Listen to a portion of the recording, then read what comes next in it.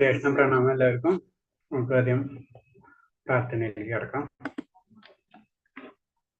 ഓം നമോ ഭഗവതേ വാസുദേവായ. ഓം നമോ ഭഗവതേ വാസുദേവായ. നാരായണം നമസ്കൃത്യം നരം ചൈവ നരോത്തമം ദേവീം സരസ്വതിം വ്യാസം തതോ ജയമുദിരയേത് നഷ്ടപ്രായേഷു ഭദ്രേഷും നിത്യം ഭാഗവത സേവയാ ഭാഗവതോത്തമ ശ്ലോകേ ഭക്തിർഭവതി നഷ്ടകി മൂകം കരോതി വാചാലം പങ്കും ലംഘയതേ ഗിരിയത് കൃപതമഹം വന്ദേ പരമാനന്ദമാധവം ശ്രീഗുരുദീനതാരിണം ശ്രീചൈതന്യമീശ്വരം ജ്ഞാനതിമിരാന്തസ്യ ജ്ഞാനാഞ്ജലശലാകയാ ചക്ഷുന്മിലിതം യേന തസ്മൈ ശ്രീഗുരുവേ നമഃ. ശ്രീചൈതന്യം മനോഭീഷ്ടം സ്ഥാപിതം യേന ഭൂതലേ സ്വയം രൂപഗതാമഹ്യം തദാദിസഭാന്തികം വന്ദേഹം ശ്രീഗുരു ശ്രീയുതപദകമലം ശ്രീഗുരും വൈഷ്ണവാംശ ശ്രീരൂപം സാഗരജാതം സഹന രഘുനാഥാനിതം തം സജീവം സാദൈവം സാവധൂതം പരിജനസഹിതം കൃഷ്ണ ചൈതന്യദേവം ശ്രീരാധാകൃഷ്ണപാദാൻ സഹന ലളിത ശ്രീവിശാഖാനിം താംശ വേ കൃഷ്ണ കരുണാ സിന്ധോ ദീനബന്ധോ ജഗത്പദേ ഗോപേശ ഗോപികാ കാന്ത രാധാകാന്ത നമസ്തുതേ സപ്തകാഞ്ചന ഗൗരാംഗേ രാധേ വൃന്ദാവനേശ്വരി വൃഷഭാനുസുതേ ദേവി പ്രണമാമി ഹരിപ്രിയേ വാഞ്ചാകൽപതരൂപേ ച കൃപാ സിന്ധേവ ച പതിനാം പാവനേഭ്യോ വൈഷ്ണവേഭ്യോ നമോ നമഃ. നമോ വിഷ്ണുപാദായ കൃഷ്ണപ്രേഷ്ഠായ ഭൂതലേ ശ്രീമദേ ഭക്തിവേദാന്ത സ്വാമിന്നിധി നാമിനെ നമസ്തേ സാരസദേവേ ഗൗരവാണി പ്രചാരിണേ നിർവിശേഷ ശൂന്യവാദി പാശ്ചാത്യ ദേശധാരിണേ. ജയ ശ്രീകൃഷ്ണ ചൈതന്യ പ്രഭു നിത്യാനന്ദ ശ്രീ അദ്വൈത ഗദാധര ശ്രീവാസാദി ഗൗരഭക്തവൃന്ദ. ഹരേ കൃഷ്ണ കൃഷ്ണ കൃഷ്ണ ഹരേ ഹരേ ഹരേ രാമ രാമ രാമ ഹരേ ഹരേ.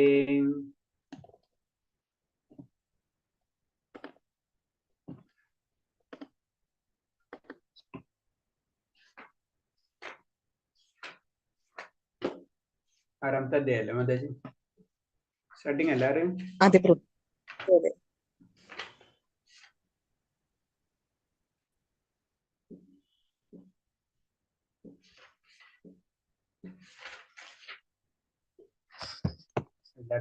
ധ്യാനയോഗം. അപ്പൊ നമ്മള് ആറാമത്തെ അധ്യായം വരെ നമുക്കറിയാം കർമ്മയോഗമാണ് അല്ലെ. അപ്പൊ കർമ്മയോഗത്തിലെ ലാസ്റ്റ് ചാപ്റ്ററാണ് ധ്യാനയോഗം. ധ്യാനയോഗം എന്ന് പറയുമ്പോൾ നമുക്ക് കേൾക്കുമ്പോൾ തന്നെ അറിയാം അല്ലെ, മെഡിറ്റേഷൻ എന്നുള്ളൊരു വേർഡ് അതിൽ വരുന്നുണ്ട് അല്ലെ. ഇതിലാണ് ശരിക്കും അഷ്ടാംഗ യോഗവും കാര്യങ്ങളൊക്കെ വരുന്നത്. പല യോഗാഭ്യാസത്തിലൂടെയും നമുക്ക് ഭഗവാനെ, ഇപ്പൊ സാങ്കേതിക സിദ്ധാണെങ്കിലും മെയിനായിട്ട് ഇതില് അഷ്ടാംഗ യോഗത്തെ പറ്റിയാണ് കൂടുതൽ ഡിസ്കസ് ചെയ്യുന്നത് ഈ അധ്യായത്തില്. ഈ അഷ്ടാംഗ യോഗത്തിൽ കൂടിയും ഭഗവാനെ നമുക്ക് സാക്ഷാത്കരിക്കാൻ പറ്റും. അല്ലാണ്ട് ഒരു മെത്തേഡ് അല്ല ഭഗവാന്റെ അടുത്ത് എത്തണമെങ്കിൽ പല മെത്തേഡ് ഉണ്ട്.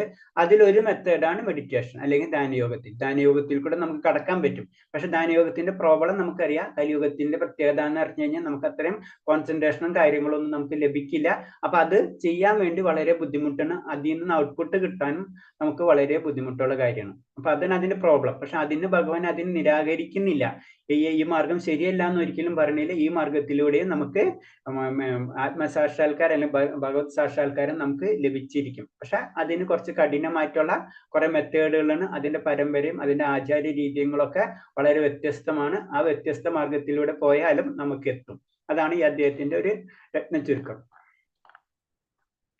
ഓം നമോ കൃഷ്ണ. ഓം നമോ ഭഗവതേ വാസുദേവായ നമഃ. ആദ്യത്തെ ശ്ലോകം.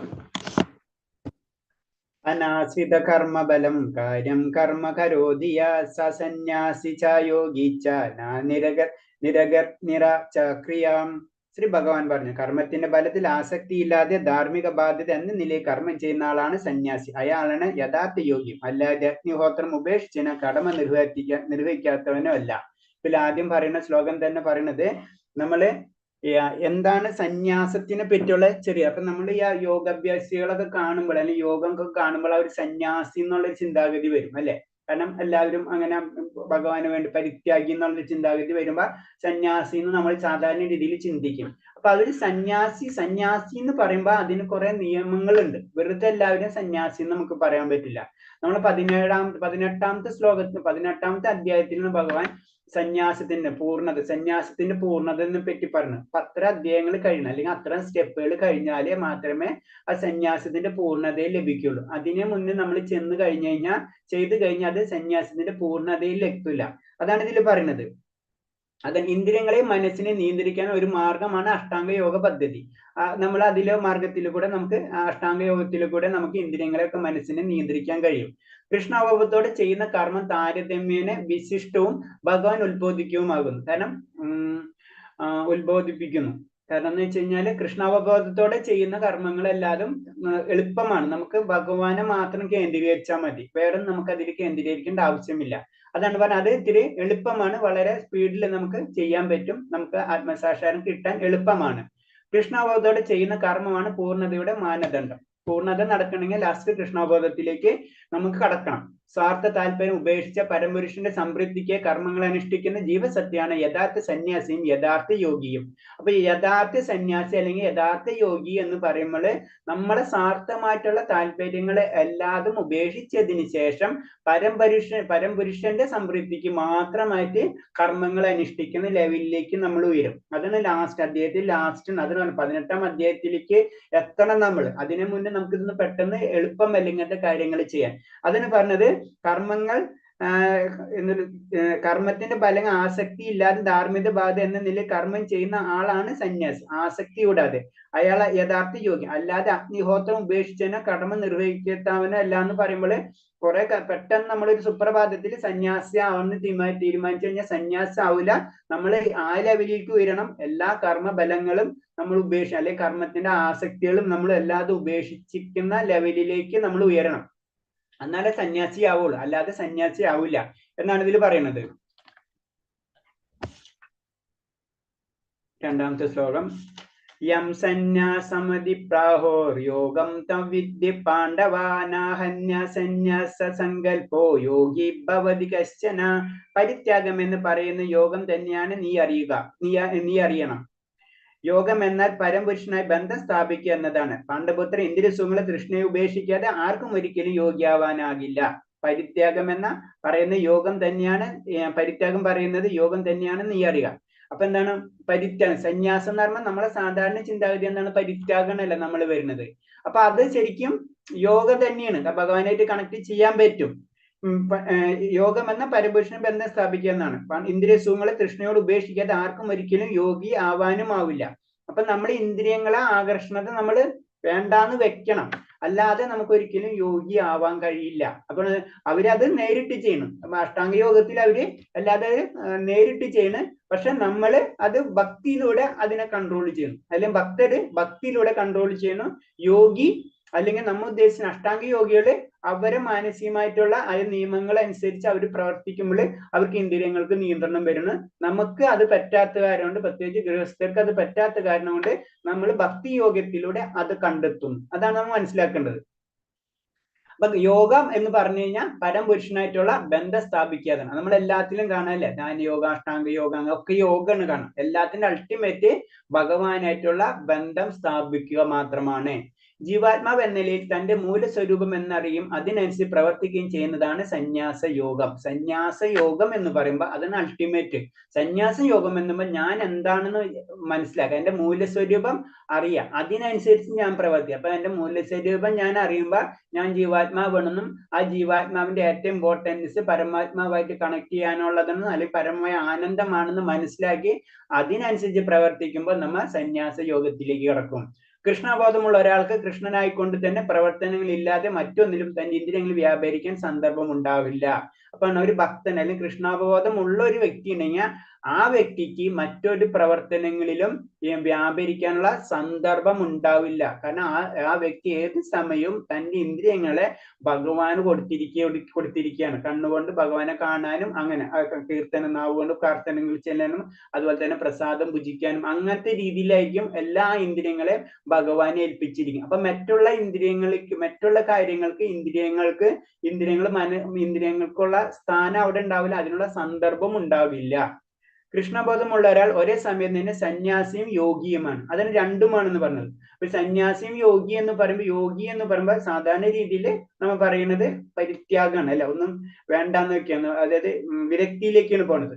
സന്യാസി എന്ന് പറയുമ്പോൾ ഭഗവാനെ കംപ്ലീറ്റ് പൂർണ്ണത. അപ്പൊ രണ്ടും ഉണ്ട്, അത് ഓട്ടോമാറ്റിക് ആയിട്ട്. അതാണ് പറയുന്നത്. കൃഷ്ണാവബോധം മാറുന്ന മനുഷ്യന് സുഖഭോഗ ആഗ്രഹങ്ങൾ ഉണ്ടാവില്ല. അയാൾ എപ്പോഴും ഭഗവത് പ്രീണത്തിന് മുഴുകിയിരിക്കും. അപ്പൊ ആ വ്യക്തിക്ക് സുഖഭോഗങ്ങൾക്ക് ആഗ്രഹം ഉണ്ടാകില്ല. അയാൾ എപ്പോഴും ഭഗവത് പ്രീതിക്കായിരിക്കും മുഴുകിയിരിക്കുന്നത്. വേറെ ഒരു കാര്യങ്ങൾക്കും ആ വ്യക്തിക്ക് ഒരു ചിന്തയും ഉണ്ടാകില്ല എന്നാണ് പറയുന്നത്. മൂന്നാമത്തെ ശ്ലോകം. ആരുരക്ഷോ മുനർയോഗം കർമ്മകാരണമുച്യതേ യോഗാരൂഢസ്യ തസ്യൈവ സമാകാരുണമുച്യതേ. അഷ്ടാംഗ പദ്ധതിയിൽ പ്രാരംഭകനായ സാധകന് കർമ്മമത്ര മാർഗം. യോഗസ്ഥിതിയിൽ ഉയർന്നവനാകട്ടെ എല്ലാം ഭൗതിക പ്രവർത്തന നിരോധനമാണ് ഉപായം. അപ്പൊ എന്താണ്? സാധകന് കർമ്മമത്ര മാർഗം. അപ്പൊ ഒരു ലെവലാണ് പറയുന്നത്. സാധകൻ എന്ന് പറയുമ്പോ കുറെ റൂൾസുകൾ ഉണ്ട്. അതിനനുസരിച്ച് നമ്മൾ അത് ചെയ്തു പോകണം. എന്നാലേ നമുക്ക് ഉയർന്നവനാവട്ടെ പിന്നെ ഭൗതിക പ്രവർത്തനങ്ങൾ നിരോധിക്കാൻ കഴിയും. കാരണം നമ്മൾ ആ യോഗസിദ്ധിയിൽ ഉയർന്നു കഴിഞ്ഞാൽ നമുക്ക് ഇന്ദ്രിയങ്ങളെ കൺട്രോൾ ചെയ്യാൻ പറ്റും. അതിനെ മുന്നേ അതാണ് യമ നിയമ ആസന എന്നൊക്കെ പറഞ്ഞത്. അതിന് നമ്മൾ കർമ്മങ്ങൾ ചെയ്യണല്ലേ, അത് നമ്മളെ ശരീരത്തെയും മനസ്സിനെയും പാകപ്പെടുത്തിയെടുക്കണം. അതിനുശേഷമാണ് നമ്മൾ അടുത്ത സെക്ഷനിലേക്ക് കടക്കുന്നത്. പ്രാണയാമം അല്ലെങ്കിൽ ധാന്യം ധാരണ ആ ലെവലിലേക്കൊക്കെ കടക്കണം പിന്നീട്. അപ്പൊ അവിടേക്ക് ഉയർന്നു കഴിഞ്ഞു കഴിഞ്ഞാൽ പിന്നെ അവർക്ക് ഇന്ദ്രിയങ്ങളെ കൺട്രോൾ ചെയ്യാൻ പറ്റും. ആദ്യം തന്നെ പാകപ്പെടണം. അത് കഴിഞ്ഞിട്ടാണ് നമ്മൾ അതിലേക്ക് ഉയരേണ്ട കാര്യങ്ങൾ ചെയ്യുക. അപ്പൊ 2 സെക്ഷൻ ഉണ്ട് ബേസിക് ആയിട്ട്. അപ്പൊ 8 സെക്ഷൻ ഉണ്ട് ബേസിക് ആയിട്ട് പറയുമ്പോൾ. അപ്പൊ ഓരോ സെക്ഷനും ആദ്യത്തെ സെക്ഷൻ എന്ന് പറഞ്ഞു കഴിഞ്ഞാൽ നമ്മളെ ശരീരത്തിനും മനസ്സിനും പാകപ്പെടുത്തിയെടുക്കുക. ആ പാകപ്പെടുത്തിയതിനു ശേഷം അത് ഉപയോഗിച്ചിട്ട് നമ്മൾ ഇതിനൊക്കെ കൺട്രോൾ ചെയ്യാം. അതെന്ന് പറഞ്ഞു. അതിന് എല്ലാ ഭൗതിക പ്രവർത്തന നിരോധനമാണ് ഉപായം. അപ്പൊ അതാണ് അഷ്ടാംഗ യോഗത്തിലെ പ്രധാന കാര്യം. ആത്മസാക്ഷി നേടാനുള്ള കോണി അതിനേക്കാണ്. അതിന് 3 ഓരോ വിഭാഗത്തിന് ജ്ഞാനയോഗം ധാനയോഗം ഭക്തിയോഗം എന്ന് കൊടുക്കും. ധാനം പരിശീലിക്കും തികഞ്ഞ് വിജയിക്കാം അനവഭാഷങ്ങളിൽ ഇത് പറഞ്ഞ പോയിന്റ്സ് തന്നെയാണ്. യഥാഹി അടുത്ത ശ്ലോകം. യഥാഹി നേദ്രിയാദേശു നാകർമ്മന്ന സ്വജന നാകർമ്മ സ്വനുജഷ്യതേ സർവസങ്കൽപ്പ സന്യാസി യോഗാരൂഢസ്തദോച്യതേ. ഭൗതിക തൃഷ്ണകളെല്ലാം ത്യജിച്ച് ഇന്ദ്രിയ സുഖങ്ങൾക്ക് വേണ്ടിയോ ബലമുദ്ദേശിച്ചോ യാതൊന്നും പ്രവർത്തിക്കാതെ യോഗ ആരൂഢൻ എന്ന് പറയാം. ഇപ്പൊ അത് യോഗയുടെ ഏറ്റവും ടോപ്പ് ലെവലിൽ എത്തുമ്പോൾ ആ വ്യക്തിക്ക് എന്താണ്? ഭൗതിക തൃഷ്ണങ്ങളൊന്നും ഉണ്ടാവില്ല, ഇന്ദ്രിയങ്ങളിൽ ബലം പ്രതീക്ഷിക്കില്ല, അങ്ങനെയൊക്കെ ആ ലെവലിലേക്ക് വരും. അപ്പൊ ഒക്കെ നമ്മൾ സിമ്പിൾ ആയിട്ട് ആലോചിച്ചാൽ മതി. ഒരു യോഗിയുടെ ലക്ഷണങ്ങൾ ഉള്ളത് പറഞ്ഞു. ആ യോഗിക്ക് എല്ലാവരും ഇന്ദ്രിയങ്ങളെ നിയന്ത്രിക്കാനും അതേപോലെ തന്നെ ഭൗതിക തൃഷ്ണകളൊക്കെ ത്യജിക്കാനുള്ള കഴിവ് അവർ വന്നിട്ടുണ്ടാവും. അത് ഞാൻ പറഞ്ഞു. യമ നിയമ ആസന എന്ന് പറഞ്ഞ രീതിയിൽ പതുക്കെ പതുക്കെ അവർ ഉയർന്ന് ആ ലെവലിലേക്ക് അപ്പൊ എന്തും ത്യജിക്കാനുള്ള പവർ വന്നിട്ടുണ്ടാവും. അതിന് ആദ്യം തന്നെ ഇവർക്ക് യോഗ പഠിക്കുമ്പോ സാധാരണ രീതിയിൽ നമുക്കറിയാം, യോഗ പഠിക്കാൻ പോകുമ്പോൾ പല കാര്യങ്ങളും ആദ്യം നമ്മൾ പറഞ്ഞ് അതേപോലെ ചെയ്യിപ്പിക്കുന്നത്. അതൊരു പരിശീലനമാണ്. ആ പരിശീലനത്തിൽ നിന്ന് പിന്നെ അടുത്ത സെക്ഷനിലേക്ക് നമുക്ക് കടക്കാൻ കഴിയുള്ളൂ.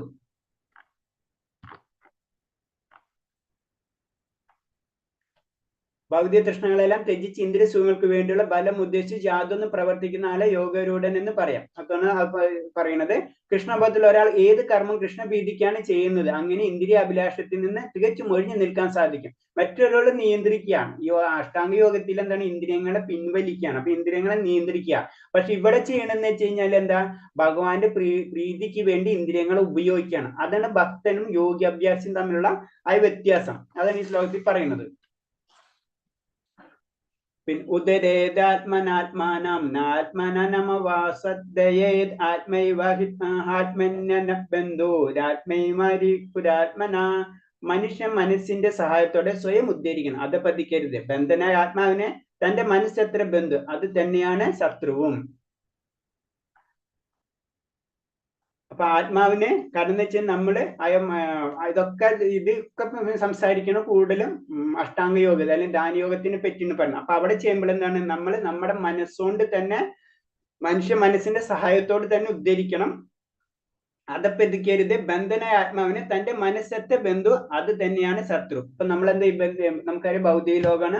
ഭൗതിക ലോകത്തിന് ബന്ധസ്ഥരാണ്. അപ്പൊ ബന്ധസ്ഥരായിട്ട് ഒരു വ്യക്തിക്ക് നമ്മളെ മനസ്സ് തന്നെയാണ് ശത്രുവും മിത്രവും. ഈ മനസ്സുകൊണ്ടാണ് ഭൗതിക പ്രകൃതിയെ നമ്മൾ നിയന്ത്രിക്കേണ്ടത്.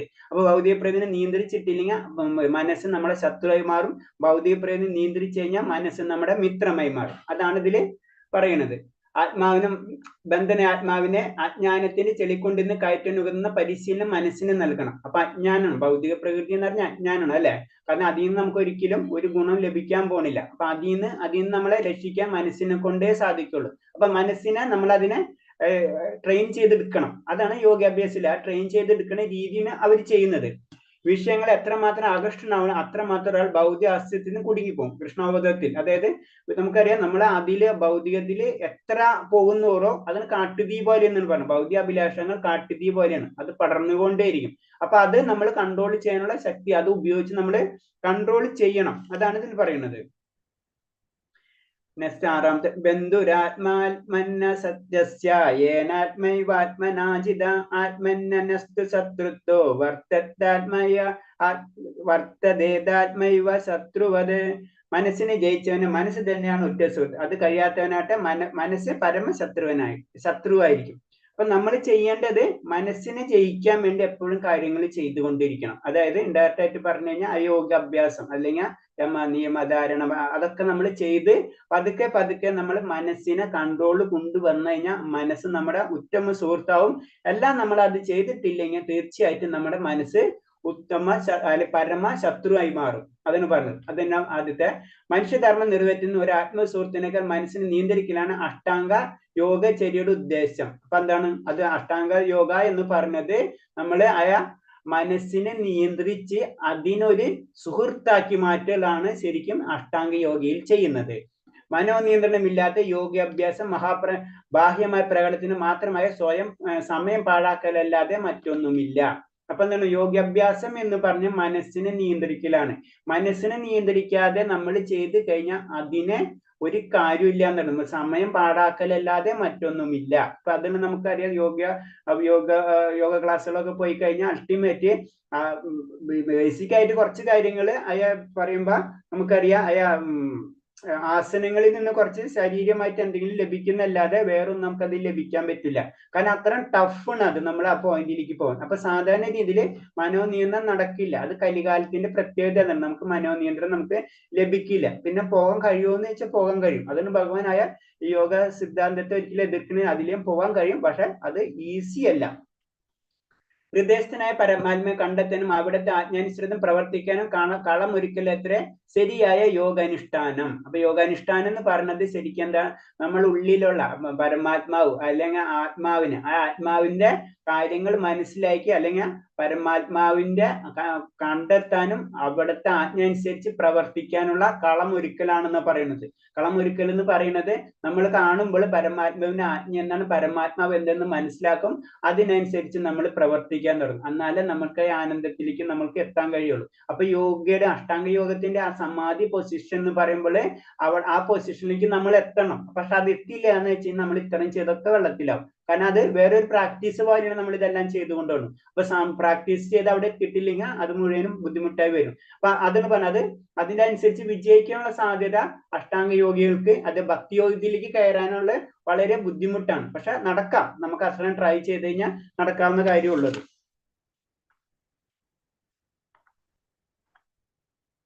ഏഴാമത്തെ ജീതാത്മാ പ്രശാന്തസ്യ പരമാത്മ സമാഹിത ശീതോഷ്മ സുഖ ദുഃഖേഷു തഥാ മാനപമാനയോ.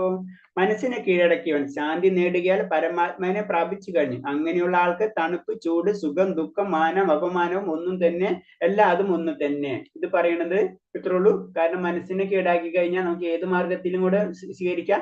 ഇപ്പൊ ഈ അധ്യായത്തിൽ കൂടുതൽ പറയുന്നത് അഷ്ടാംഗ യോഗ, ധ്യാനയോഗത്തിന് പറയുന്നത്.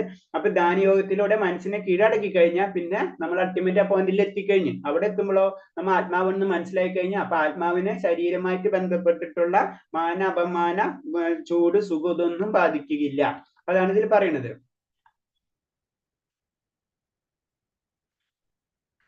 എട്ടാമത്തെ ശ്ലോകം ജ്ഞാന വിജ്ഞാന തൃപ്താത്മാ കൂടസ്ഥ വിജേന്ദ്രിയായുക്ത ഇതുച്ഛതോ യോഗി സമലോഷ്മ സ്മനാകാഞ്ചനാം. ഇതിൽ ജ്ഞാനം കൊണ്ടും സാക്ഷാത്കാരം കൊണ്ടും തികച്ചും സംതൃപ്തന ഒരാളെ ആത്മസാക്ഷാത്കൃഷ്ണനായ യോഗി എന്ന് പറയാം. ആത്മസംയുക്തമായ അയാൾ ഭഗവതിയിൽ നിന്ന് സ്ഥിതി ചെയ്യുന്നു. അയാളുടെ ദൃഷ്ടി കല്ലും മണ്ണും സ്വർണവും ഒന്നുപോലെ തന്നെ. അപ്പൊ ആ യോഗിനെ പറ്റി വീണ്ടും പറയുന്നതാണ്. പരമസത്യത്തെ സാക്ഷാത്കരിയത് പുസ്തകങ്ങളിൽ നിന്നുണ്ടാകുന്ന ജ്ഞാനം നിഷ്പ്രയോജനമാണ്. അപ്പൊ നമുക്ക് പറയുന്നതാണ്, നമ്മൾ വെറുതെ വായിച്ചിട്ട് കാര്യമില്ല, നമ്മളത് പ്രാക്ടിക്കലായിട്ട് ചെയ്യണം. അല്ലെങ്കിൽ നമുക്ക് അതൊക്കെ നിഷ്പ്രയോജനമാണെന്ന് പറയും. നമ്മൾ വായിച്ചതിനും പഠിച്ചതിനും ഒന്നും ഒരു കാര്യം ഉണ്ടാവില്ല. നമ്മളത് പ്രാക്ടീസ് ചെയ്യണം. ആ തിയറി മാത്രം പോരാ, പ്രാക്ടിക്കലും ചെയ്യണമെന്ന് പറയില്ല. പ്രാക്ടിക്കൽ നോളജ് അല്ലെങ്കിൽ പ്രാക്ടിക്കൽ ആയിട്ടുള്ള കാര്യങ്ങൾ നമ്മൾ ചെയ്തു പോകണം. അല്ലെങ്കിൽ അത് നിഷ്പ്രയോജനമാണ്. നമ്മൾ അത്രയും വായിച്ചതിന് പഠിച്ചതിന് ഒരു കാര്യം ഇല്ലാണ്ടിരിക്കും.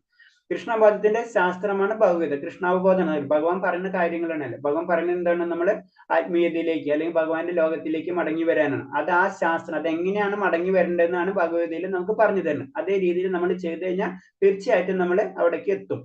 കൃഷ്ണന്റെ കരുണ മൂലം ജ്ഞാനത്തെ സാക്ഷാത്കരിച്ച ആളാണ് കൃഷ്ണബോധമുള്ള ഭക്തൻ. എന്തിനും ഭഗവാന്റെ കരുണ നമുക്ക് ആവശ്യമുണ്ട്. ഭഗവാന്റെ കരുണ ഇല്ലാണ്ട് നമുക്ക് എവിടെ എത്താൻ പറ്റില്ല. പക്ഷെ നമ്മുടെ കർമ്മങ്ങൾ കൊണ്ടിട്ടായിട്ടുള്ള പല കാര്യങ്ങൾ കൊണ്ടായിരിക്കാം നല്ലതും ചീത്തയായിട്ടുള്ള ജീവിതത്തിലേക്ക് നമ്മൾ വരുന്നത്. എന്നിരുന്നാലും നമുക്ക് അതിനോട് ആഗ്രഹം വന്നു കഴിഞ്ഞു കഴിഞ്ഞാൽ ഭഗവാൻ അതിനെ സഹായിക്കും. അതാണ് പറയുന്നത്. അതീന്ദ്രജ്ഞാനി തന്റെ ഉത്തമ വിശ്വാസത്തിൽ ഉറച്ചു നിൽക്കുന്നു. വെറും പാണ്ഡിത്യമുള്ളവർ എളുപ്പത്തിൽ വ്യാമോഹിതരാകുകയും പ്രത്യക്ഷ വൈരുദ്ധ്യങ്ങളാൽ അമ്പരന്ന് പോവുകയും ചെയ്താക്കാം. അപ്പൊ ഒരു അതീന്ദ്രജ്ഞാനി, അതീന്ദ്രജ്ഞാനം എന്ന് കേൾക്കുമ്പോൾ തന്നെ പറയാം നമുക്ക് ഇന്ദ്രിയങ്ങൾക്ക് അപ്പുറത്തുള്ള ജ്ഞാനം എന്നല്ല പറഞ്ഞു. അപ്പൊ ജ്ഞാനം അതായത് ശരിക്കും അയാൾ ഭൗതികയിൽ നിന്ന് ഉയർന്ന വ്യക്തിയായിരിക്കും. ആ വ്യക്തിക്ക് ശരിക്കും ആ ഭഗവാനുള്ള വിശ്വാസം ശരിക്കും ഉണ്ടാവും.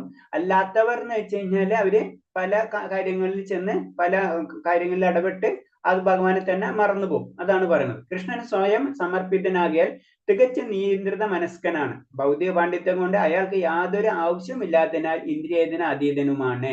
അപ്പൊ എന്താണ് ഭൗതിക? കാരണം നമുക്ക് അറിയാം, നമ്മൾ കല്ല് മണ്ണ് എന്നൊക്കെ പറഞ്ഞ് കല്ല് മണ്ണ് സ്വർണം ഇതൊക്കെ പറഞ്ഞത് എന്നാൽ ഭൗതികമായിട്ടുള്ള വസ്തുക്കളാണ്.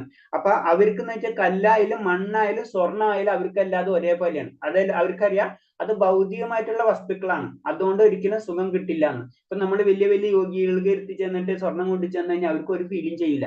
അതാണ് പറയുന്നത്. അപ്പൊ അതാണ് അവരെ ലെവൽ. അതാണ് അപ്പൊ ആയ ലെവലിലേക്കാണ് ഉയരേണ്ടതെന്നാണ് പറഞ്ഞത്. അങ്ങനെ ഉയർന്നു കഴിഞ്ഞാല് നമുക്ക് മനസ്സിനെ നിയന്ത്രിക്കാൻ കഴിയുള്ളൂ. അല്ലെങ്കിൽ മനസ്സിനെ നിയന്ത്രിച്ച വ്യക്തികൾക്ക് ഇങ്ങനത്തെ കാര്യങ്ങൾ ചെയ്യാൻ കഴിയുള്ളൂ.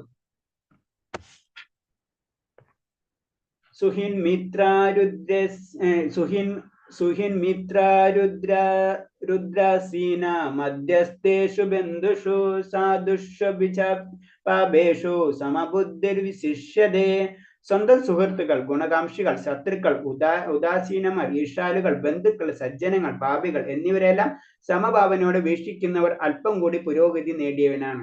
ഞാൻ ഒരേ സെക്ഷൻസ് പറയുന്നു. അതിന് പുരോഗതി, നമ്മൾ പുരോഗതി നേടി എന്ന് പറയുമ്പോൾ എത്രയും പുരോഗതി നേടി എന്നുള്ള ആ പോയിന്റാണ് പറയുന്നത്.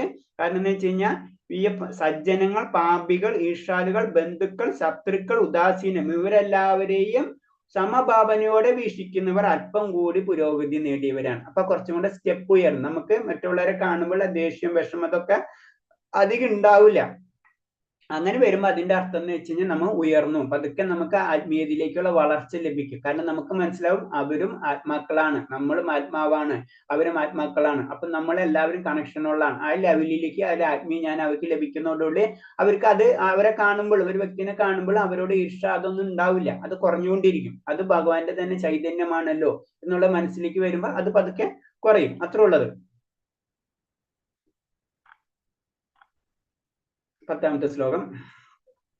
യോഗിയുഞ്ജീത സതതാമാത്മാനം രഹസി സ്ഥിത ഏകഗീയത ചിത്താത്മാ നിരാശീര പരിഗ്രഹ.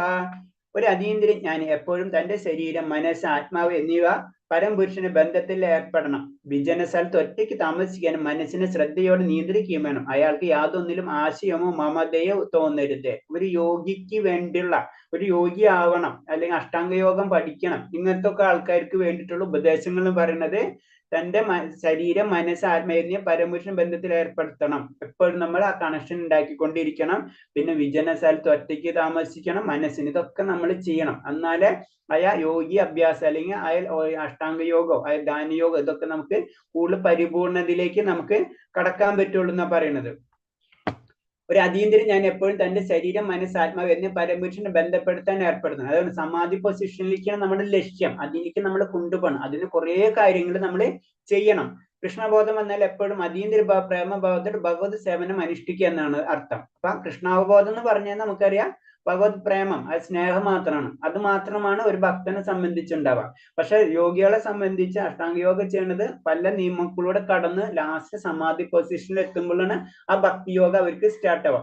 അവരെ സാക്ഷാത്കാരം ഞാൻ ഇന്നലെ പറഞ്ഞ് അതിൽ തന്നെ അവരെ സാക്ഷാത്കാരം എന്ന് പറഞ്ഞാൽ പരമാത്മാ സാക്ഷാത്കാരത്തിലാണ് അവർക്ക് എത്താം അവിടെ.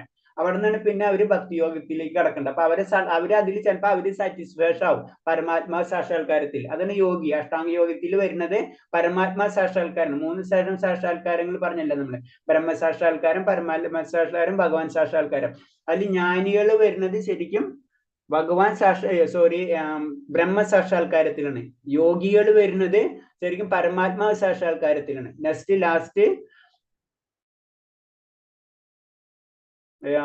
ഇവര് ഭക്തന്മാർ വരുന്നത് ഭഗവാൻ സാക്ഷാത്കാരത്തിൽ, അല്ലെങ്കിൽ ജ്ഞാനികൾ പതുക്കെ ബ്രഹ്മസാക്ഷാത്കാരത്തിൽ കടന്ന് പരമാത്മ സാക്ഷാത്കാരത്തിലെത്തി അവരിന്ന് ഭക്തിയോഗത്തിലേക്ക് കടക്കണം.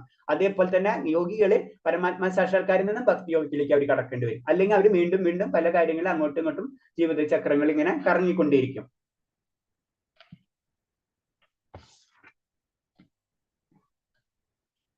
അടുത്ത ശ്ലോകം. സുജൗ ദേശ പ്രതിഷ്ഠാഭ്യ സ്ഥിരം മാനസമാത്മനാറ്റുശ്ചസ്ത്രം നാദിനീജം ചൈലാജിന കുശോത്തരം. പിന്നെ അടുത്ത ശ്ലോകം. ത്രൈത്രഗ്രാഹം മനം കൃപ്ത യദചിതേന്ദ്രിയ ക്രിയ ഉപവിശ്വാസേന യുജ്ഞാതേകാത്മവിശുദ്ധയെ. യോഗ പരിശീലനത്തിൽ ഉദ്ദേശിച്ചവർ ഒരു വിജന സ്ഥലത്ത് പോയി നിലത്ത് കുശവപ്പുല്ല് വിരിച്ച് അതിന്മേൽ മാൻതോലും വസ്ത്രങ്ങളും വിരിക്കണം. ഇരിപ്പിടം അത്യുന്നതമോ ഏറെ താഴ്ന്നതോ ആവരുത്. പരിസരം വിശുദ്ധമായിരിക്കണം. യോഗി ഈ ആസനത്തിൽ ഉറച്ചു നിന്ന് മനസ്സിനെയും ഇന്ദ്രിയങ്ങളെ നിയന്ത്രിച്ച് ഏകാഗ്ര ചിത്തനായി ആത്മശുദ്ധീകരണത്തിന് വേണ്ടി യോഗനിഷ്ഠ അനുഷ്ഠിക്കണം. ഇതിപ്പോ ഒരു യോഗി എങ്ങനെയാണ് ചെയ്യേണ്ടത്, യോഗാഭ്യാസം എങ്ങനെയാണ് ചെയ്യേണ്ടതെന്നുള്ള കാര്യമാണ് ഇതില് 11, 12 ശ്ലോകങ്ങളിലൂടെ പറയുന്നത്. കാരണം നമുക്ക് അറിയാവുന്നതാണ് പല കാര്യങ്ങളും. അതില് യോഗി എന്താണ് ചെയ്യാൻ ഉദ്ദേശിക്കുന്ന, ഒരു വിജന സ്ഥലത്ത് പോയിട്ട് അവിടെ കുശവപ്പുല്ല് വിരിച്ച് അതിന് മേൽ മാൽതോവ് വിരിച്ച് മാൻതോലും വസ്ത്രങ്ങളൊക്കെ വിരിച്ച് അതിനനുസരിച്ച് അവർ നല്ലൊരു സ്ഥലത്ത് പോയിട്ട് ഇരിക്കണം. ഒരു നമുക്ക് സുന്ദരമായിട്ടുള്ളതെന്ന് പറയില്ലേ, ശാന്തി ഉള്ള സ്ഥലത്ത് പോയിട്ട് ഇരുന്ന് ചെയ്യണം. പിന്നെ യോഗി ആസനത്തിൽ ഉറച്ചിരുന്ന്, നമ്മൾ സാധാരണ ഇപ്പൊ നമുക്ക് അറിയാവുന്നതാണ് യോഗ ചെയ്യുന്ന സമയങ്ങളിൽ. അപ്പൊ അവിടെ ഇരുന്ന് യോഗാസനത്തിൽ ഇരുന്ന് മനസ്സിനെയും ഇന്ദ്രിയങ്ങളും നിയന്ത്രിച്ച് ഏകാന്തര ചിത്തനെ ആത്മസുഖത്തിന് വേണ്ടി യോഗം അനുഷ്ഠിക്കണം. ഇതൊക്കെ അഷ്ടാംഗ യോഗത്തിന്റെ സെക്ഷനുകളാണ്. പിന്നെ വിശുദ്ധ പരിസരം എന്ന തീർത്ഥാടന കേന്ദ്രങ്ങൾ, വിശുദ്ധ പരിസരം എന്ന നമ്മളെ തീർത്ഥാടന കേന്ദ്രങ്ങൾ, മെയിൻ ആയിട്ടുള്ള ഇപ്പൊ കാശി എന്നൊക്കെ പറയുമല്ലോ നമ്മൾ, അങ്ങനത്തെ സ്ഥലങ്ങളിലൊക്കെ ചെന്ന് അങ്ങനത്തെ കാര്യങ്ങൾ കുറച്ചും കൂടെ അതിന് കുറച്ചും കൂടി ഊർജ്ജം ലഭിക്കും നമുക്ക് അങ്ങനത്തെ കാര്യങ്ങൾ. അപ്പൊ അവിടെ ചെന്നിരിക്കുന്നതാണ് ബെറ്റർ. ആത്മനിയന്ത്രണമോ മനഃശാസ്ത്രം ഇല്ലാത്തവർക്ക് ധാന്യം ശീലിക്കാനാവില്ല. അതുകൊണ്ട് കലിയുഗത്തിൽ മനുഷ്യർ പൊതുവെ അല്പായുസുള്ള ആത്മബോധം കുറഞ്ഞവരും വിവിധ ക്ലാസുകൾ അസ്വസ്ഥരമായി കാണപ്പെടുന്നതെന്നും ബൃഹദാരതീയ പുരാണത്തിൽ പറഞ്ഞിരിക്കുന്നത്. അപ്പൊ ഇതിൽ പറയുന്നത് നമുക്ക് ഇതൊക്കെ പറയാനൊക്കെ എളുപ്പമാണ്. കാരണം കലിയുഗത്തിലൊന്നും പ്രാക്ടിക്കലല്ല. വളരെ റയർ ടു റയർ വ്യക്തികൾക്കും ഇതൊക്കെ ലഭിക്കുകയുള്ളൂ. അപ്പൊ സാധാരണ ഇതിൽ കലിയുഗത്തിൽ നാമജപം, നാമമാണ് നമ്മൾ ജപിക്കേണ്ടത്. കാരണം നമുക്ക് പതിതമായ ആത്മക സാധാരണ ജനങ്ങളെ സംബന്ധിച്ച് നാമജപം നമുക്ക് വേണമെങ്കിൽ അഷ്ടാംഗ യോഗത്തിലൊക്കെ പോവാം. ഇതേപോലൊക്കെ ഇരുന്ന് നമുക്ക് പ്രാണായാമൊക്കെ ചെയ്ത് ധാരണൊക്കെ ചെയ്ത് അങ്ങനെയൊക്കെ നമുക്ക് സമാധി ആ പൊസിഷനിലേക്ക് നമുക്ക് ഉയരാൻ കഴിയും. പക്ഷെ അത് ഇത്തിരി ബുദ്ധിമുട്ടുള്ള കാര്യമാണ്. അപ്പൊ നമുക്ക് ചെയ്യാൻ പറ്റുന്നതാണ് എപ്പോഴും ഭക്തിയോഗം.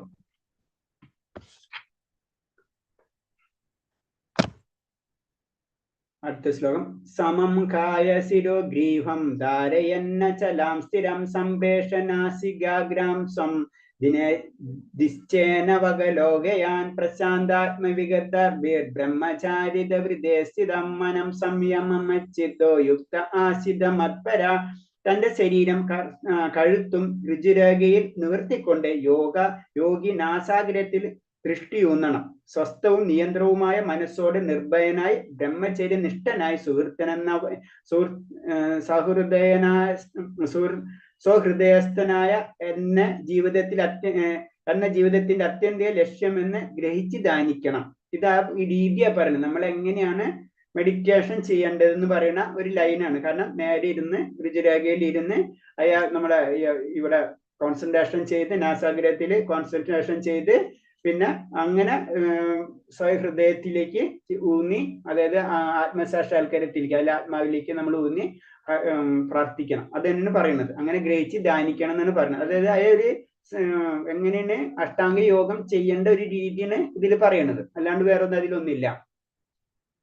അപ്പൊ പരമാത്മാ ചതുർഭുജനായ രൂപത്തിൽ സർവ്വജീവികളുടെ ഹൃദയത്തിൽ കുടികൊള്ളുന്ന കൃഷ്ണൻ അറിയുകയാണ് ജീവിതത്തിന്റെ ഉദ്ദേശം. അപ്പൊ അൾട്ടിമേറ്റ് ഇവരെല്ലാം ചെയ്ത് അവിടെ ആയ പരമാത്മാവിനെ പറഞ്ഞു. യോഗയിൽ വരുന്നത്, അഷ്ടാംഗ യോഗയിൽ വരുന്നത് ബേസിക് ആയിട്ട് പരമാത്മാ സാക്ഷാത്കാരാണ്. അപ്പൊ പരമാത്മാവിനെ ലാസ്റ്റ് ധ്യാനിക്കണവര്, അതായത് സമാധി എത്തുമ്പോഴേക്കും അവര് ഭഗവാനെ ധ്യാനിക്കാൻ തുടങ്ങും. അപ്പോഴാണ് അവർക്ക് അടുത്ത പരമാത്മാ സാക്ഷാത്കാരത്തിലേക്ക് അവർ കടക്കുന്നത്. വിഷ്ണുമൂർത്തിയായ സാക്ഷാത്കരിക്കാൻ ഉദ്ദേശിക്കാതെ മിഥ്യയോഗാചാര്യപ്പെടുത്തുന്നവർ സമയം പാഴാക്കുകയാണ് ചെയ്യുന്നത്. അപ്പൊ നമുക്കൊരു ലക്ഷ്യമില്ലാണ്ട് നമ്മൾ എന്തിനാണ് ചെയ്യുന്നത്, നമുക്ക് ലക്ഷ്യമില്ലാണ്ട് ചെയ്തു കഴിഞ്ഞു കഴിഞ്ഞാൽ നമ്മുടെ ലക്ഷ്യം എന്താണ്, പരമാത്മാ സാക്ഷാത്കാരം ആയിരിക്കണം. അല്ലാണ്ട് ചെയ്തു കഴിഞ്ഞാൽ അതിനൊരു കാര്യം ഉണ്ടാവില്ല. കുറച്ചു കാലം കഴിയുമ്പോൾ നമ്മളത് വിട്ടുപോകും. അതിനും നമുക്കറിയാം, നമ്മൾ സാധാരണ രീതിയിൽ ഇപ്പോഴത്തെ തന്നെ നോക്കിയാൽ അറിയാം, യോഗ ചെയ്യുന്ന വ്യക്തികൾ കുറെ കാലമൊക്കെ യോഗ ചെയ്യും, അത് കഴിഞ്ഞാൽ അവർ വിട്ടുകളയുന്നത് കാണാം. അതായത് വേറെ എന്തെങ്കിലുമൊക്കെ, ഇപ്പൊ നമ്മൾ തന്നെ പലരും ചിലപ്പോൾ ഇതിൽ ഇൻട്രസ്റ്റ് ആയിട്ട് കുറച്ചാലൊക്കെ യോഗത്തിലൊക്കെ പോയി യോഗാഭ്യാസം അതിനൊക്കെ പോയതായിരിക്കും. കുറച്ച് കഴിയുമ്പോൾ അത് നമുക്ക് അതിനോട് അതും മനസ്സിലാവണം, അതിൽ നമുക്ക് ഔട്ട്പുട്ട് കിട്ടുന്നുണ്ടാവില്ല. അപ്പൊ നമ്മൾ അത് വിടും. അതാണ് അതിന്റെ ഏറ്റവും വലിയ പ്രോബ്ലം എന്ന് പറയുന്നത്. വിടാത്തവരുണ്ട്, മുന്നിലേക്ക് പോണവരുണ്ട്, ചിലപ്പോൾ ശാരീരികമായിട്ടുള്ള ഒരു എക്സസൈസ് എന്നുള്ള രീതിയിൽ പോണ വ്യക്തികളുണ്ടാവും. അതിൽ കൂടെ അതിൽ നമുക്ക് ആ ബലം, നമ്മൾ ഉദ്ദേശിച്ചത് ആത്മീയമായിട്ടുള്ള പുരോഗതി വളരെ റെയറാണ് നമുക്ക് ലഭിക്കുക. ഹൃദയത്തിൽ വാഴുന്ന ഈ വിഷ്ണുമൂർത്തിയെ സാക്ഷാത്കരിക്കാൻ ഇച്ഛിക്കുന്നവർ ലൈംഗിക ജീവിതത്തിൽ നിന്ന് പൂർണ്ണമായി പിന്മാറണം. അപ്പൊ ജീവിത ഭൗതികത്തിൽ നിന്ന് നമുക്ക് പൂർണ്ണമായിട്ടും പിന്മാറിയാലേ നമുക്ക് ഹൃദയത്തിൽ വാഴുന്ന വിഷ്ണുമൂർത്തിയെ നമുക്ക് സാക്ഷാത്കരിക്കാൻ പറ്റുള്ളൂ. അത് വളരെ സിമ്പിളാണ്. ഭൗതികത്തിൽ നിന്ന് എത്ര അകലുന്നോ അത്തരം ആത്മീയതയിലേക്ക് നമ്മൾ കൂടും. ആത്മീയത കൂടുമ്പോൾ ഭൗതിക കുറയും, ഭൗതിക കൂടുമ്പോൾ ആത്മീയത കുറയും. അങ്ങനെയാണ് അതിന്റെ സിമ്പിൾ ആയിട്ടൊരു കാൽക്കുലേഷൻ വരുന്നത്. പരിശീലനം കൂടാതെ ധ്യാനയോഗത്തിലോ ജ്ഞാനയോഗത്തിലോ ഭക്തി യോഗത്തിലോ ആർക്കും മുന്നേറാനാറില്ല. അപ്പൊ അതിന് പറഞ്ഞു, ഏത് യോഗസിദ്ധിയാണ്, അഷ്ടാംഗ യോഗ ആണെങ്കിലും ജ്ഞാനയോഗ ആണെങ്കിലും സംഖ്യയോഗ ആണെങ്കിലും ഏത് യോഗ സിദ്ധാന്തമാണ്, അല്ലെങ്കിൽ ജ്ഞാനയോഗ ആണെങ്കിലും ഭക്തി യോഗ, ആർക്ക് എന്ത് വേണമെങ്കിലും പ്രാക്ടീസ് ചെയ്തേ പറ്റൂ. ഭക്തി ആണെങ്കിലും നമുക്ക് പ്രാക്ടീസ് ചെയ്തേ പറ്റൂ. നമ്മൾ ഭക്തിയിൽ ഉയരാണെന്ന് വെച്ച് കഴിഞ്ഞാൽ നമ്മൾ അതിന്റെ സാധനക്രമങ്ങൾ നമ്മൾ ചെയ്താലേ നമുക്ക് ഉയരാൻ കഴിയും, അല്ലാണ്ട് നമുക്ക് ഉയരാൻ കഴിയില്ല. നമുക്ക് ഏതൊരു സബ്ജക്റ്റ് അങ്ങനെ തന്നെയുണ്ട്, അതേപോലെ തന്നെയാണ് ഭക്തി. നിയന്ത്രിതാത്മാവായ ഗൃഹസ്ഥ ബ്രഹ്മചാരിയെ ഭക്തി പ്രസ്ഥാനത്തിൽ സ്വീകരിച്ചേക്കാം, എന്നാൽ അവരെ ജ്ഞാനദാന യോഗ പ്രസ്ഥക്കാർ സ്വീകരിക്കുകയില്ല. അപ്പൊ അതിന് പ്രത്യേകത. കാരണം എന്ന് വെച്ച് കഴിഞ്ഞാല് നമ്മളെ ഗൃഹസ്ഥരെ സംബന്ധിച്ച് അവരെ ഭക്തിയോഗക്കാർ, ഭക്തി എന്ന് പറഞ്ഞാൽ ഭഗവാനെ പ്രാർത്ഥിക്കാന്ന് മാത്രമുള്ളൂ, അതിന് വേറെ കാര്യങ്ങളൊന്നും അതിലില്ല. ഭക്തിയും ഭഗവാന്റെ കാര്യങ്ങൾ ചെയ്യുക, ഭഗവാന്റെ സേവനങ്ങൾ ചെയ്യുക, അങ്ങനെ നമ്മളെ ഉയർത്തിക്കൊണ്ടുവരാം.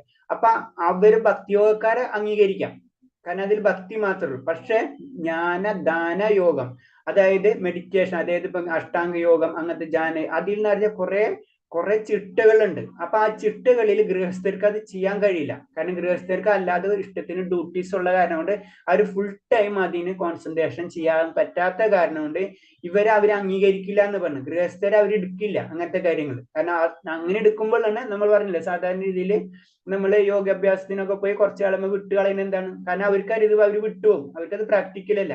അത്തരം ഫുള്ള് കമ്മിറ്റഡ് ആയിരിക്കണം അതിൽ, എന്നാലേ മാത്രമേ നമ്മൾ അതിൽ വിജയിക്കുള്ളൂ. അപ്പൊ അവരെ ഗ്രൂപ്പ് അല്ലെങ്കിൽ അവരെ സന്യാസ പരമ്പര അല്ലെങ്കിൽ അവരെ ആചാര്യ പരമ്പരകളൊക്കെ ഉണ്ട്, അവരൊരിക്കലും ഈ ഗൃഹസ്ഥരെ ചെയ്യില്ല. അവർ പറയും ഗൃഹസ്ഥം വിട്ടിട്ട് ഇങ്ങോട്ട് വരാൻ പറയും, എന്നാലേ വിജയിക്കുള്ളൂ. രണ്ടും കൂടി നടക്കില്ല. പക്ഷെ ഭക്തർക്ക് മാത്രം, ഭക്തി യോഗത്തിൽ മാത്രമേ ഇത് ഇപ്പൊ നമുക്ക് ഇപ്പൊ കുംഭമേള കാര്യങ്ങളൊക്കെ നടക്കുമ്പോൾ അറിയാം, സന്യാസികൾ, നാഗസന്യാസി, അഘോരികൾ, അവരൊക്കെ എന്താണ് എല്ലാതും വിട്ടിട്ടുണ്ട്. അവർ ഗൃഹസ്ഥര് ഒറ്റാളുണ്ടാവും, ആരും ഉണ്ടാവില്ല അവർ ഗൃഹസ്ഥരൊന്നും. ഗൃഹസ്ഥർക്ക് ചെയ്യാൻ പറ്റില്ല അങ്ങനത്തെ കാര്യങ്ങൾ അല്ലെ. അപ്പൊ അത് തന്നെയാണ് ബേസിക് ആയിട്ട് അവർ ഒരിക്കലും അക്സെപ്റ്റ് ചെയ്യില്ല. അപ്പൊ അവരെ ആചാര്യ പരമ്പര ഉണ്ടാവും, അവരെ സന്യാസി പരമ്പര ഉണ്ടാവും, അവർ ഇങ്ങനത്തെ ഗൃഹസ്ഥരൊന്നും അവരെടുക്കില്ല. പക്ഷെ ഭക്തിയോഗയിൽ എന്താണ്, നമുക്ക് ആർക്ക് വേണമെങ്കിലും ഭക്തിയോഗ ചെയ്യാം. അത്ര സിംപ്ലിഫൈ ചെയ്യണത്.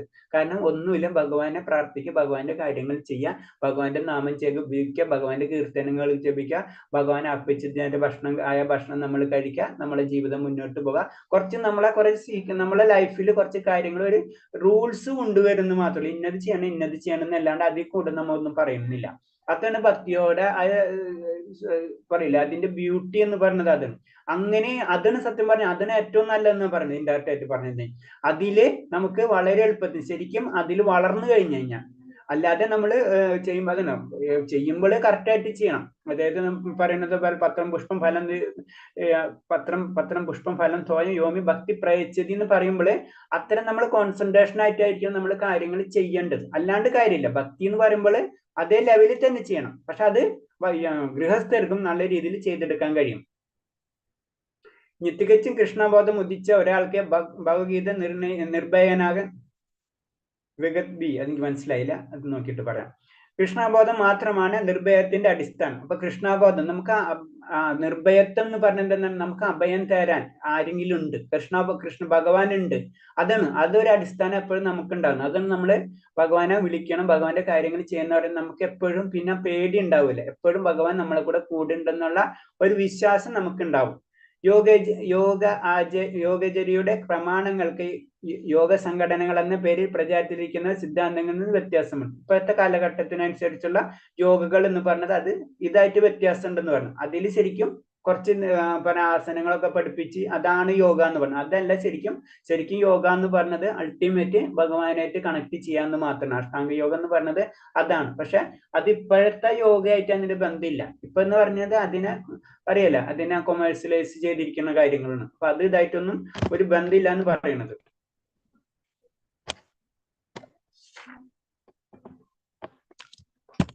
അടുത്ത ശ്ലോകം.